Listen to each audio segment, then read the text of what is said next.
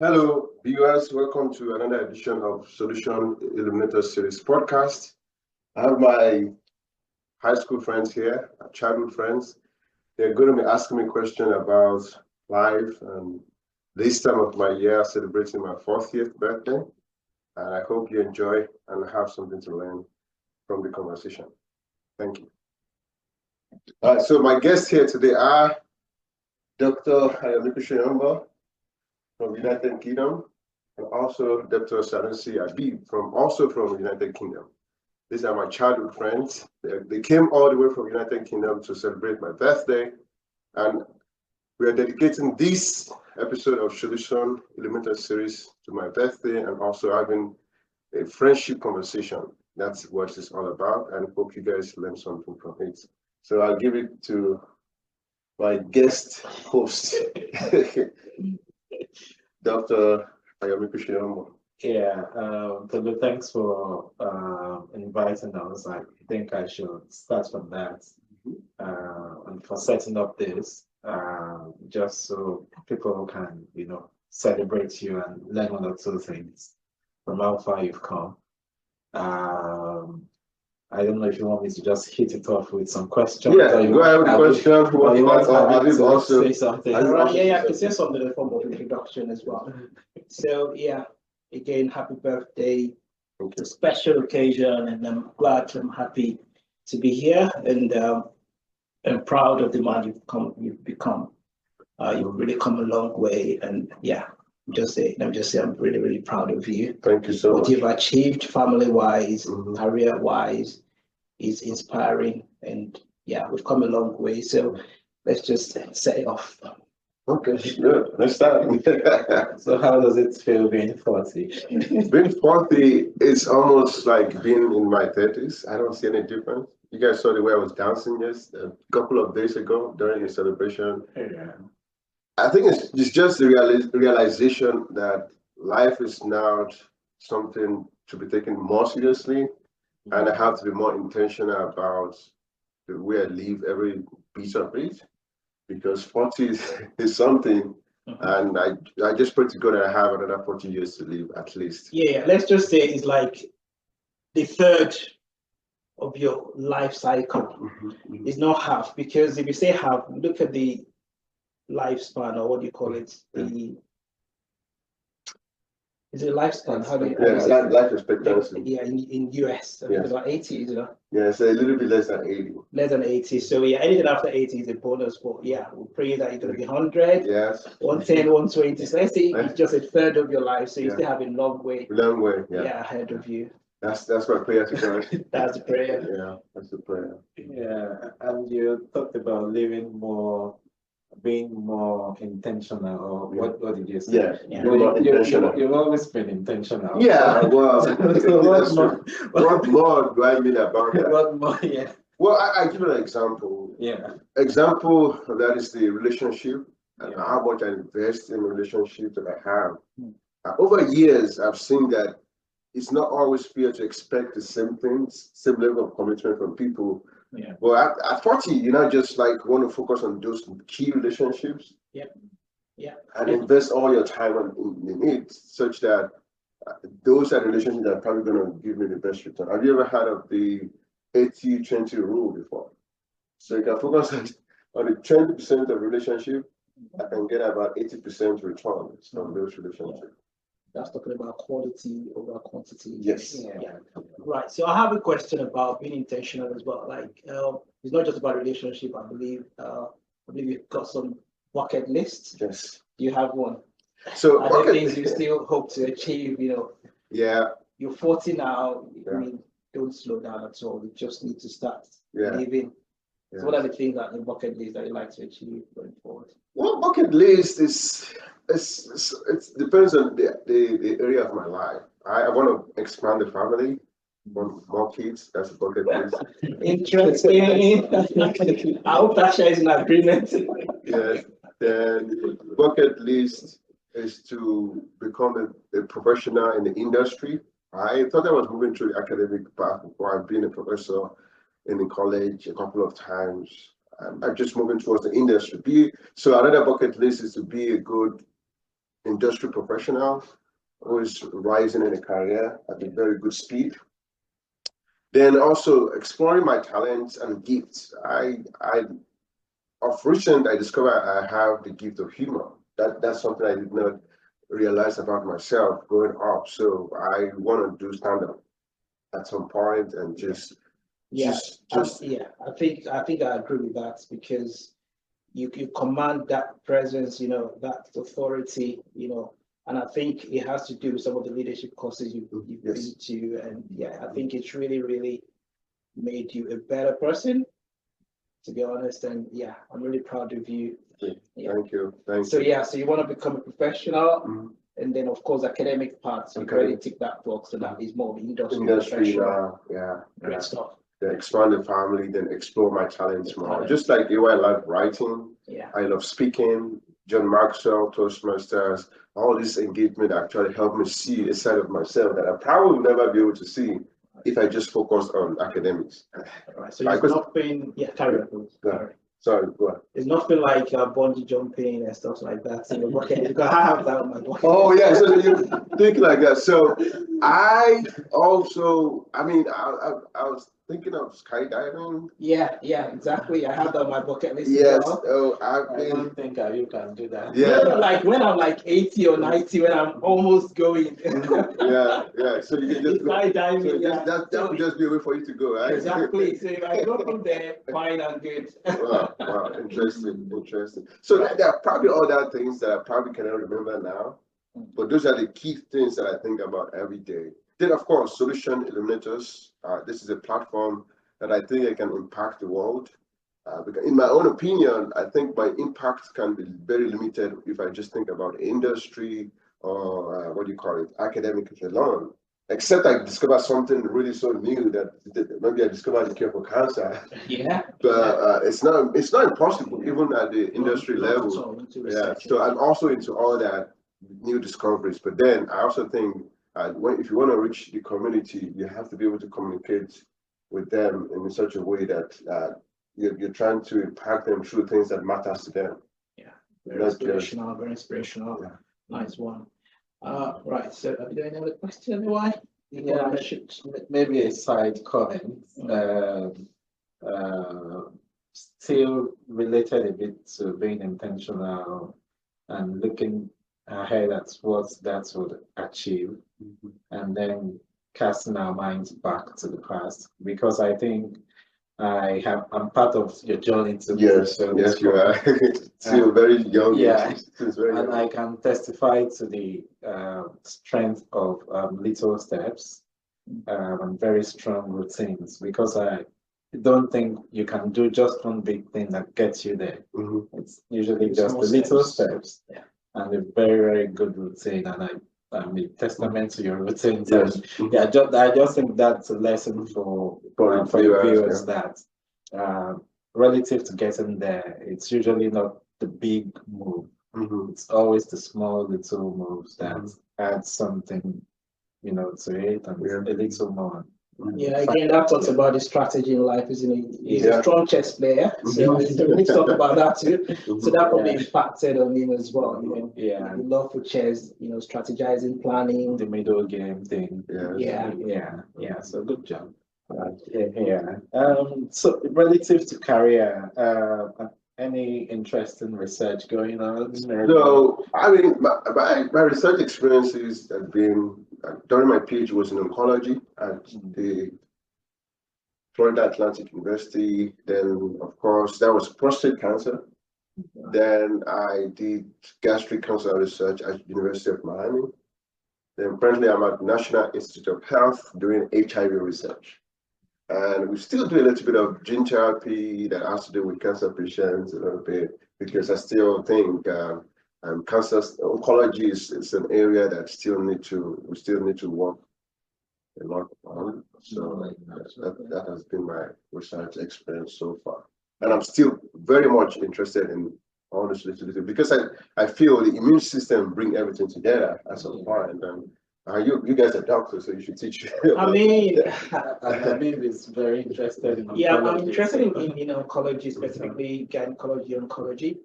But I mean, mine is more of the therapeutic aspect of things, the surgical aspect of things, not the medical Okay. aspect of things. And I'm not really into research at the moment. So we just wait for you guys to, get the groundbreaking stuff, and then can bring it to practice. But Yeah. So when you said the surgical aspect, that could mean removing the primary side of the tumor. absolutely, Okay. it's bulking, so you get it clearly, the organs are affected, and then then of course you have the medical oncology coming after that, or your radiation therapy and what have you. Yeah. And when you say gynecology, oncology, that means that it has to do with the female and their reproductive part that is impacted. Yeah, absolutely. We have 5 major areas, basically, the cervix, uterus, ovary, fallopian tube, peritoneum, vagina, and vulva. Just female reproductive. Wow, interesting. Now we might have to have a conversation about this. I need to have a conversation with you as well. Like, all those basics, all those primary stuff and all that. They're very useful.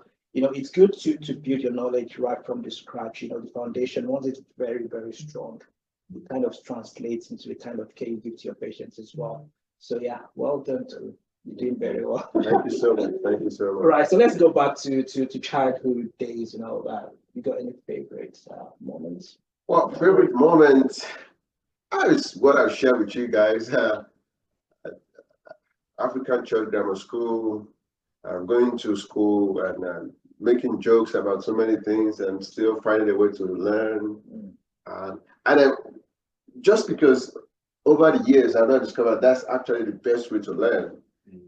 Now when I study, I don't study 1 hour, 2 hours as I go. I take breaks in between and find something funny and trying to laugh and trying to relax. So now going back to that time that we had the opportunity to do that, I think that was a good experience, learning how to actually learn, but finding something that is funny that can relax your nerves so that you can probably go even further than you're planning to. So the childhood memories, walking to African Church Grammar School and going to lessons and meeting people from different schools and just trying to create a very relatable and friendly environment. And that's where I get a lot of nicknames that you guys know about.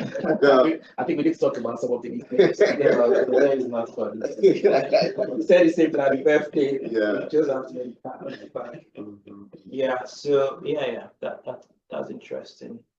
I think if you look at the structure of education, learning, back at home in our days, I don't think it's so much from like the structure itself. So it's the good thing that we found a way to learn and have fun at the same time. It kind of helps us, and that's what obtains nowadays. Fun learning. You have to make learning fun. And that's the way helps you drive all the things. I also tell myself one of my goals in life is to bring those two worlds together, education and entertainment. So call it edutainment. Wow. Because I think. Do we have anything like that on the internet? Do we? Yeah, there is. There is, right? Okay. I thought it's Tolu's making. No. So it seems like a different path, but I think that there's a way for the path to actually align a little bit. So I think if people can make it blue, because we know that, for example, in Nigeria, you see how much money is being pumped into entertainment. And your cowbell days and competition days. So you know how that maybe traveling bag, wall clock and stuff like that. Can you imagine if they cannot bring some of those funds that they were pumping into entertainment and kind of make it available in education in a way that it's beneficial to both? Absolutely. I think there has to be a balance, because what obtains now, in developed clients, I think there's a little bit of tilt toward the entertainment part compared to the education. Fine, education is not for everybody. Fine, you need to have the basics, but not everybody needs to go to college, universities, and all that. You can learn skills. That has to be a balance, basically. But I think education is kind of in the back burner at the moment. So that sounds. And in the Western world, I don't know, in the US, for example, I'm not sure if it's the same in the UK.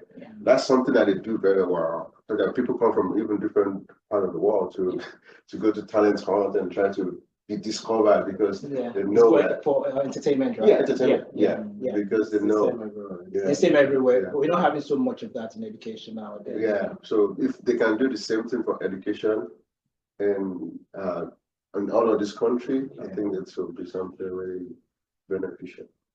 Right. Over to you. Any questions? Can you take us back memory lane? Yes. And talk about the first day you saw Tasha.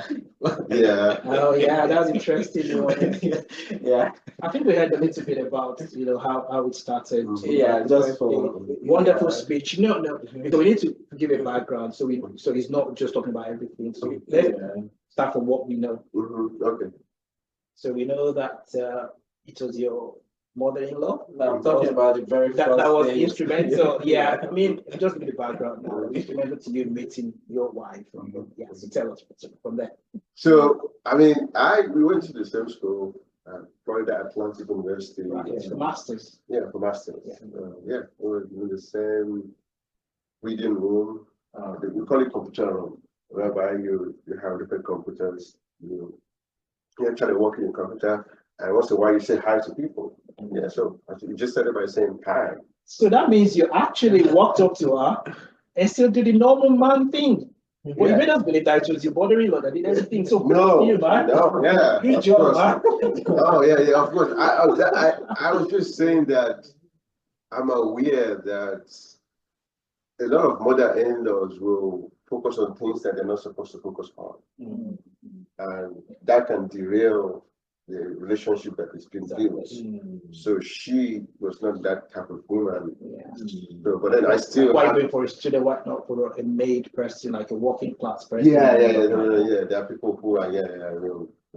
So it's good to like be open-minded and just meet somebody, and if you see people are getting along, give them the opportunity to know each other. And that was what she did. And have a bigger picture, not just focus on the immediate things. So that's a very useful learning point, from your side. So you said hi, and what happened? As I said, hi back, and all of a sudden, you find myself on the altar. I'm sure it's not that linear. There's an explanation now. Yeah, that's interesting. I think it's just a beautiful thing when those things happen, like in a congruent manner. Yeah, it's a lovely thing. And yeah, we can't really thank her enough because each time we meet her, it's always with open arms and she's always there, laughing, smiling, sweet. Yeah. So we're very lucky to have her. Yeah. I think I should maybe go back again. Memory lane. Okay. Yeah, because we were roommates in Ife, during my it was during my 4th year. Yes. Yeah, we were roommates, and Tolu would be there studying. And this is something we started doing way back from secondary school, and that leads me to that cycle of friendship again. Because I don't see a lot of people being lucky. Yes. Yeah. So I don't know. Thinking about us as a group, yes. How will you say friendship has influenced you? Yeah. Well, I mean, I always say I've never been the best in the class at any point in my life. Both of us. So even for the elementary, I would go back to when I was really young. I said that a little bit during the birthday. I was actually a child that my parents were almost giving up that this kid is probably not just going to be able to speak or do anything. That's a very inspiring moment for me when I never knew that about you, to be honest. And nowadays we have so many people on the spectrum and things like that. You turning out, becoming what you've become, top class professional.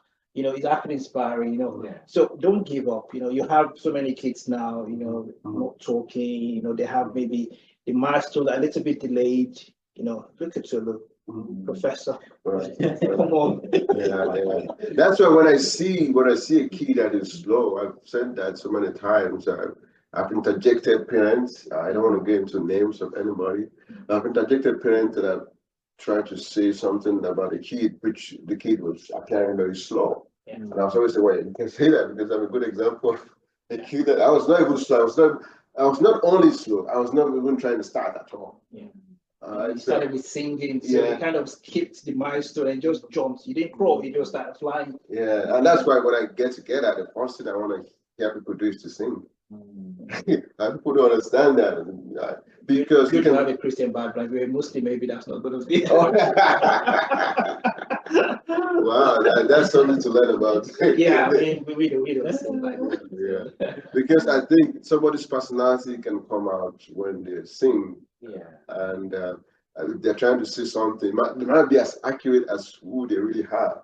But when they sing, they forget about themselves and their personality can come out. Yeah, that's true. Look at Johnny. Johnny loves to sing.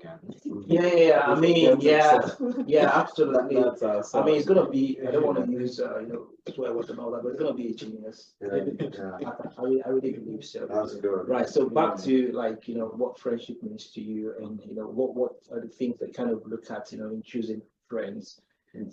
Maybe that's gonna help.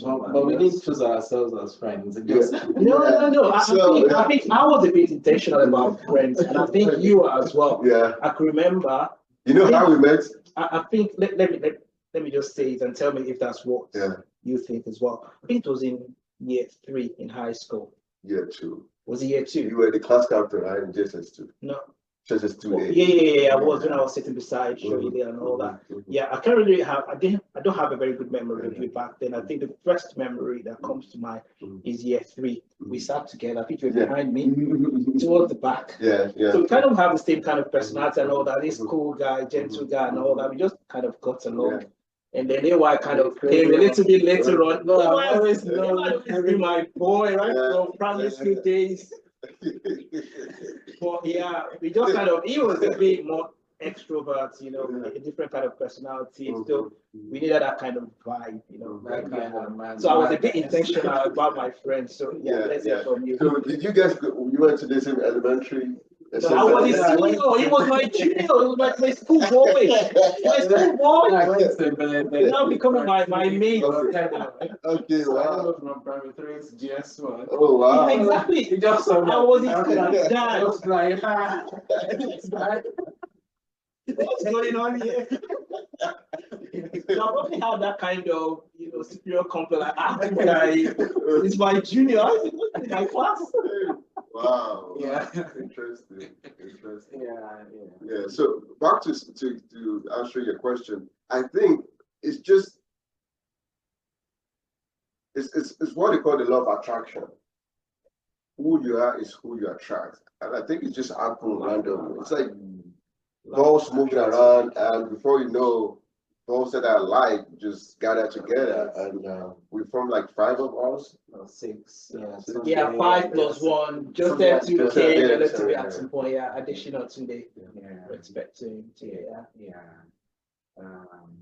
Great. You have some questions for us as well. Well, are we done with grilling him? No, we can just keep swinging around. Okay. So for you guys, I'll start with Habeeb. I saw on your LinkedIn page that I can't remember it existed. What did you see? Tell me. That as doctors, you can only, I'm paraphrasing now, you can only care, but God heals. What? That's a powerful statement, isn't it? Yeah. I mean, what kind of upbringing did you have what kind of experience did you have that makes you have that kind of? Yeah, I think as Africans, Nigerians specifically, you cannot really take the spirituality out of us because that's where, we're kind of wired right from the start. We know there's a divine being somewhere, somebody, who is the author of our affairs and things like that. So even with all the technological advancements, with medicine, with everything, you still kind of have the back of your mind that, there are still some things that, medicine is not going to take care of. Yes. That cannot answer. All right. So, and that's where, the spirituality comes in, fills in the gap and all that. So it's just being aware of your limits, really. Like, okay, you can only, care. The ultimate healing is still from God. So but don't quote me on this because it's not what you kind of tend to say in developed clients because it's all about what you can do with your hands, what technology, what the what knowledge and skills that you have really. The only time you think about spirituality is when maybe you're dealing with constipation, terminally ill patients, and end of life care. That's when it tends to involve spiritual fathers and imams and things like that. Toward the end of life, it's not really a common thing. But I think that was what I was thinking at the time. It's not really changed, in terms of what I feel about life. Wow, that's very powerful. I mean, we all know that they said humans are primarily spiritual, and I totally believe that. I don't think everybody believes that. We're primarily spiritual before there's so many things happen in the spiritual and that determines what is happening in the physical. I totally believe that. I think so, yeah. For sure. And in the case of Dr. Ayomikun Soyombo, your choice of does he have a LinkedIn? Yes, you guys met me online. You met me online where you met me on about professional guy on all the platforms. Anyway. So I mean, okay, so let's go to a LinkedIn page. That's where he wants me to go. So, I was just wondering. I've never seen him on LinkedIn. Yes, he's on LinkedIn. We actually connected on LinkedIn. Oh, great. So on LinkedIn, and based showing your experiences, you had a couple of environment that you worked from Nigeria all the way to United Kingdom. What has changed in your experience as a doctor, and how has the experience that you had along the way changed the way you see being a medical doctor? So from Nigeria to the UK. That's a very huge question because I can do a tabula from Nigeria, UK. There are so many things that back home, when you come across them, you're helpless because the tools you need to make change are not there. And then in the UK, similar presentations, you can make a change, you can save a life. So in that regard, it's it's sad on one end and then bright on the other side. In terms of training, well, the kind of training I have now, I wouldn't have been able to get in Nigeria. Nigeria gave me the background, gave me the very solid medical foundation, but I needed to build on that. Yes. And the UK has given me the opportunity to achieve that. So I think basically that summarizes the kind of experiences back home, versus the UK. That answers the question. Yeah, that's good. That's good. Thank you so much. So now that you talk about UK Nigeria, the question to both of you is this: looking at the way Nigeria is now, what is your recommendation as a Nigerian? All right. And what is your recommendation as a doctor? Let me just start a very quick one. I don't usually, talk about Nigeria because we can see here from now till tomorrow. We keep talking about the problems. I kind of like the way you phrase the question. What are your recommendations? And kind of developing that. Yeah, as a Nigerian first. You're just the Nigerian. You're not recommendations for what? Just recommendation for anything, for progress, for change. Progress, yeah. So that's a very fantastic question because, but we know what the problems are. They're numerous and we can't really exhaust. But in terms of recommendation, again, we can only, kind of, I don't know. I think we need a critical mass of thinkers to be able to achieve anything in Nigeria because what's happening now is that we have probably the bad guys and the good guys. That's the way I see it. There's no way that we progress if you have the worst of us leading us. So we need, thinkers, we need the young people in strategic places.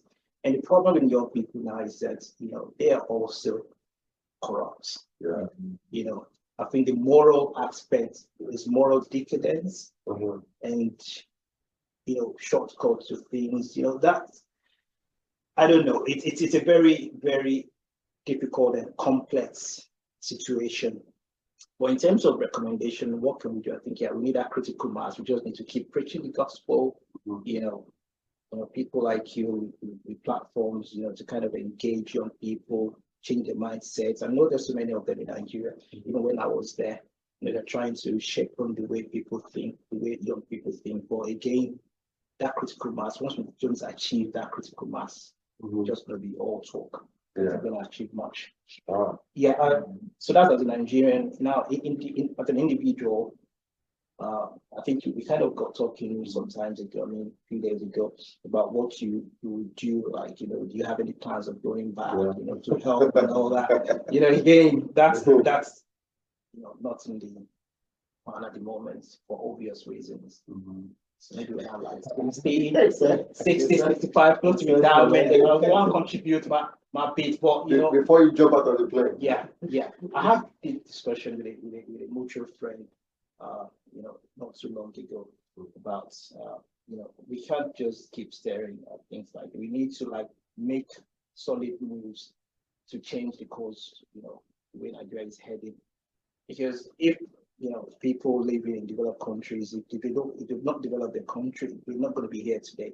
We cannot keep just migrating, professional economic migration and all that. It needs to stop at some point for Africans to be taken seriously. But as to how we can achieve that, we don't know. Maybe it was. Okay, so just a quick comment something that you said that I've heard before, that I actually had a conversation with one of my brothers over the phone about that critical mass I'm supposed to be thinking, because we engage an average Nigerian is how it's going to spoil. Even to go and vote is a big problem to some people. Absolutely. So to make somebody want to think rightly and to actually make them to want to, okay, when it's time to vote, go and vote for somebody who you have actually thought about, not somebody that gave you a bag of rice. So I'm just hearing that again. I've heard that before. We need that critical mass. Unfortunately, I don't even think the right thinking people are up to 1% in the country. Yeah, that's really sad. I think this is where the problem is. So the population, we have two groups: the leading people, the leadership, and the followership. The problem right from the outset is that almost everyone that comes out as the leaders are not kind. Are not kind. They are not kind. They are not kind relative to the fact that they are not prepared to lead. They don't really have passion for the people. And almost everyone wants something for themselves. Yes. And to achieve that, they impoverish the population, the local people, everyone. So when the citizens are impoverished, they become unkind themselves. So that being unkind goes down from the leaders to the citizens. When they don't have anything, they look out for means of doing shady stuff. They want to survive by every means. And that's very bad cycle continues. When you don't have skills to be a leader, you're not prepared for it. You can't generate any policy ideas. What are you doing there? Why not be kind and stay wherever you are? Because politics is too lucrative. It's too lucrative. Yeah, that's where it's a full-time job for people in Nigeria. It's not meant to be full-time. That is where I'm coming to. So these are wicked people. So it's wickedness. It's wickedness when you have no skills. You have no investments to perform as a leader. You go there just because you want to steal, to make your life better, your family's life better, whilst people are crying under you. And the people cry to the point that they become insane, and then they start, harming themselves and harming you, in return, and that cycle carries on. So my thinking is, if you haven't developed yourself to really lead that one, you don't have skills to lead. Be kind. Don't go there. Well, if you know that, okay, I don't, but I have capacity to support someone that's is skilled, is developed, is fast, and all that, you can support them. But if you know that you want to support them because you want to control them, be kind. Don't support them. Leave them. Let them find their means of support from people, other people raise funds as some politicians have tried to do. And so we need those people that are passionate about leadership, who have developed themselves over so many years, who can sit and generate policy ideas that will change the life of people on the streets, and who will put a system in place to curb excesses. That is one. So when leadership is sorted, systems are in place to curb excesses, then the followers who can slowly begin to get molded and slowly they'll get better, but it's going to take decades. That is one. Two, personally, when the professional bits, Nigeria is very big. I won't stress myself. My thinking, I think I have discussed with Habeeb before. I had the thoughts of, okay, can we have modular trauma centers with intensive care facility? Because one of the major killers in Nigeria is trauma. That's one of the hundreds of accidents every day.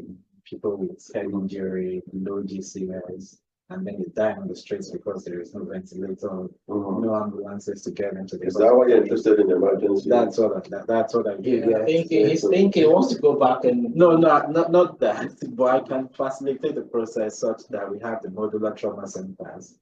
We have a solid pre-hospital team. We have a solid hospital team that will help people.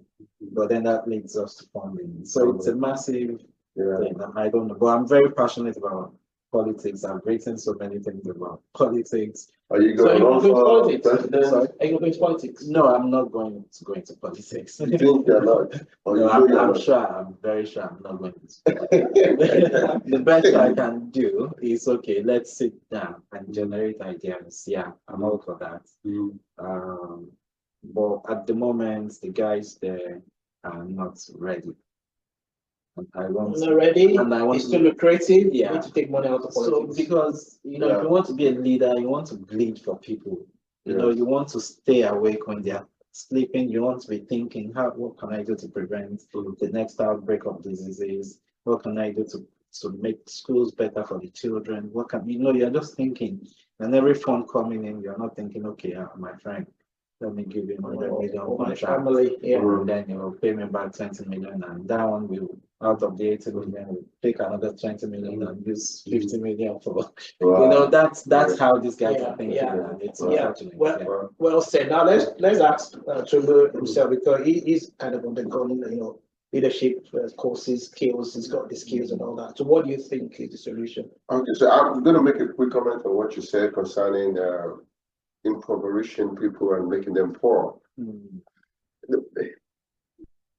I think part of it is just the culture of African culture, whereby in order for you to see that the pastor is powerful, people have to almost roll on the floor when the pastor is pastor.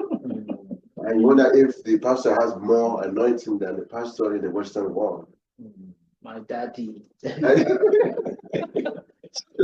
So it's not only that, just even in the it's not only religious setting, even in the work settings. In order for the CEO to look powerful, they have 3 drivers. You have to have 3 drivers. Somebody has to carry your bag, and the more people that carry your bag, the more powerful you appear. So I think there's a culture of just making people, in order for you to see if somebody's a leader, there has to be that gap. It seems that the wider the gap between you and another person, the more powerful you are, and the more you think you can do your job. We need to collapse that. That's it. I'll give you 2 examples that suggest, one in the Western world, in America, even my boss, the chick I saw on my birthday, the first thing that she tells me that, when you send me email, don't call me doctor. Just you flatten the hierarchy. So that people are not interested in what you can do, that kind of relationship, and not just the title. Titles, like, most people just drop the title. But then in Africa, when you do that, you can be in trouble if you drop somebody's title, because they'll tell you, they'll tell you a child story. You don't do that. Then another example of that is the bathroom. The way you see that. So in back home, you at least at a bathroom at our university, The professors and the students don't use the same bathroom, right? Because there has to be that gap, right? I'm professor. Who are That you? relationship is already strained right from the start because that control element is there. Yeah. Who are you? I cannot enter the same room that you're going to enter. You go this way, I go this way. And when I'm talking, you don't look at me, you look down. Versus here, as you guys might have seen already, it's the same. Everybody enter the same way. It's the same thing. Yeah. So I think that's just it's part of the culture. Then to your question, I think I'm leaning towards what you suggested, and that's where leadership came from, in terms of the way people think. How many people actually understand who a leader is?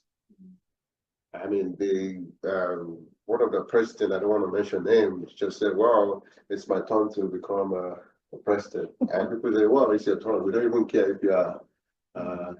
If you don't have the skills, just because you tell us your turn, you're going to be there. So leadership, right? My mentor John C. Maxwell said, leadership is influence, and at the heart of leadership is service.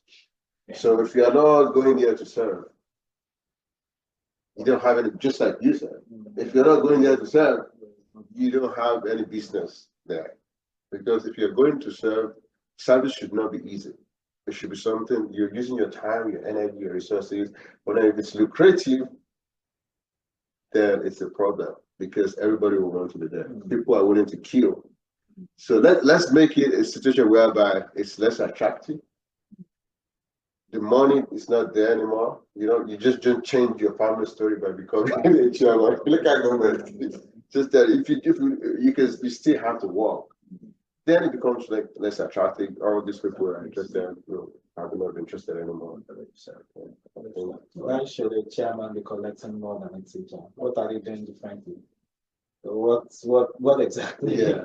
Or a House of Rep member that sits in the chamber morning till night and just drinking coffee or whatever they drink there without any change ideas. Yeah, So we all agree on that. It has to be less break it down. Yeah. So I mean, maybe let's just start rounding off now. Just want to ask, we've talked about, friendship, how we met and stuff like that. We've already talked about how you met. I think you guys kind of grew up right then.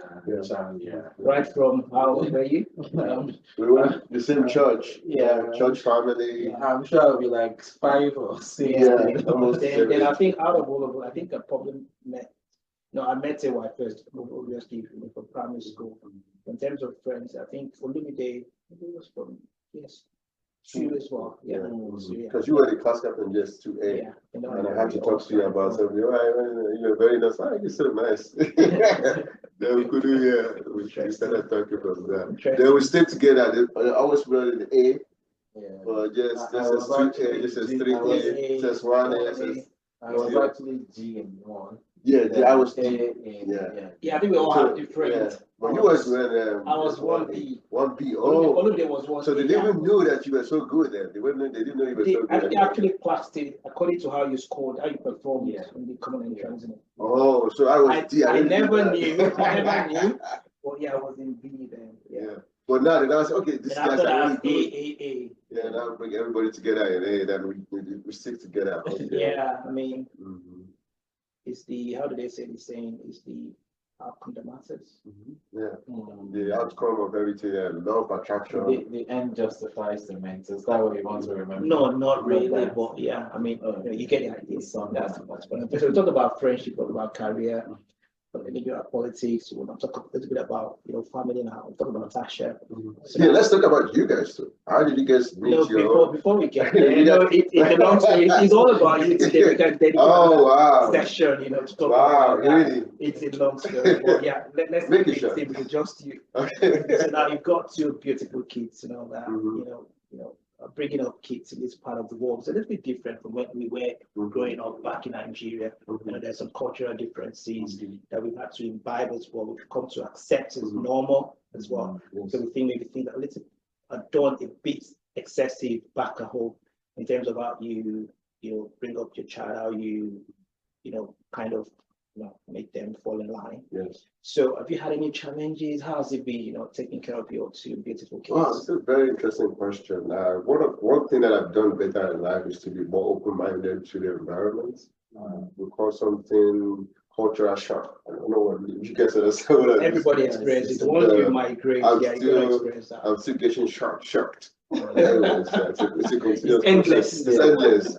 But I think it has gotten better over the time because I keep observing the environment and trying to see what works for me and what would not work. So in terms of parenting, I had a podcast guest that she was talking about Iranian parenting method. In which case, they're saying that a child should never be beaten, and if you beat a child, you're actually destroying the child's future. And It's a crime in UK. yeah, it's a crime. Is it a crime here as well? It's a crime here too. Great. So that now adjusting that fact, I say, well, I know I shouldn't beat my kid, but then I still have to let the child know that what you did was not. And so using different skills and different methods, I think it has been very challenging. Because I think we kind of agree on that. It's challenging bringing up kids in this part of the world, and that's why I just wanted to kind of hear your own opinion as well. So it's kind of skill that you have to learn as a parent. Yeah. Parenting skill are different types anyway. I think I know about the gentle parenting skill, Mm-hmm. which I think is rubbish, to be honest. Yeah. So I'm really open. I'm really open to learning all the skills. Gentle parenting skill, I think one size does not fit all. That's where I'm going at. You still, at the end of the day, you would still have had to use different models. Exactly. So it's a mixed bag. Exactly. Yeah. So it's not just one type. No. And then, because kids are different. Yeah. I wish I had kids like me. Growing up where you always falling in line. You don't want to upset your parents, and you kind of know what they like, what they don't like. You just give you the eye, and you understand. But the kids nowadays, you have to talk and talk and talk. So immediately start looking at them. You have to talk 50 times to make it So I used to tell people that for my mom, for her to make you adjust, all my mom used to do is look at you and just bite her lips. You know that you're doing something wrong, and you're supposed to adjust. Yeah. And then if you kind of just she have to tell you that if you don't adjust, that's spanking. Yeah. I mean, and then once you spanked once, you kind of remember, I don't want that to happen again. And that was what worked. I think all this spanking thing and all that, talking about my experience now, I think by the time I was like 10, it had stopped, 10, 11. Yeah. I think we entered here this one at 10, 11 years of age. So by that time, you're already, you've been molded. You've been molded, so you know what works for your parent. You know what the right things are. You know the wrong things, and that kind of helps. So I think it's that initial thing that's very important. That's true. Because train your child. I think it's by biblical thing, isn't it? Train your child in the way they should. And they will never depart from it. Exactly. So Reverend Sanusi. I went to Agriculture Grammar School. I went to St. Benedict. So I've always been like, So yeah, absolutely. So yeah, it's a big challenge. But I think what I've come to realize is that it's all about sitting them down, talking, explaining why you want something to change. But it's all talking. Just hope that it works. Then at some point when they grow a bit older, the non-verbal bits come in as well, because they observe things you do and then they pick. So I think it's all in phases. Yeah, like you said, also the fact that you have different genetic traits mixing. And you see that one child is more to this side. You understand? You have to remember, okay, this is this child I'm dealing with now. I have to be a little bit like this. And this other child I have to slow down because they're more sensitive. So learning never stops. We keep learning every day. That's interesting. And I think any more questions for Tolu? I think we've covered everything basically. 20, I remember this one, 20 friends, 20 children cannot be friends for 20 years. What's your take on that? Because we've been together for more than 20 years now, isn't it? That's a fallacy. That's generalization. Almost 28, almost 30. But I understand where that phrase, what they're trying to say. It's a relative phrase as well. But we are not now. We are not 20. But now we are going back to the UK, like in a few. Like in 24 hours. So they say something like that, like, oh, you have to go back to where you live. So it's not like after 20 years you break off. Exactly. And it doesn't feel like, the last time I saw Tulu was probably 6-7 years ago, It 2016. doesn't feel like that. It doesn't feel like, Yeah. we've not seen for a long time. We just picked up from where we stopped, and, Mhm. social media, everything has really made Yeah. things very easy. So 20 children cannot be friends for 20 So I years. think when that phrase was true, will be Yeah. like 50 years ago. Yeah. So once you leave your village and someone has gone Gone to to, Ibadan, yeah. someone has gone to UK, so they Mhm. don't, there's no means to communicate Communicate anymore. Yeah. Yeah, so it was true, but now I think we've moved on Yeah. past that. Yeah, but it's interesting, Science. Well, thank you so much. We can wrap up the session. Thank you, guys. I hope you've enjoyed and learned something from our conversation on Friendship Association, celebrating my birthday with my childhood friends, Dr. Ayomikun and Dr. Sanusi, from all the way from United Kingdom. Thank you for enjoying the conversation, and I'll see you next time. Bye. Bye. And thank you for being here, my guest. All right.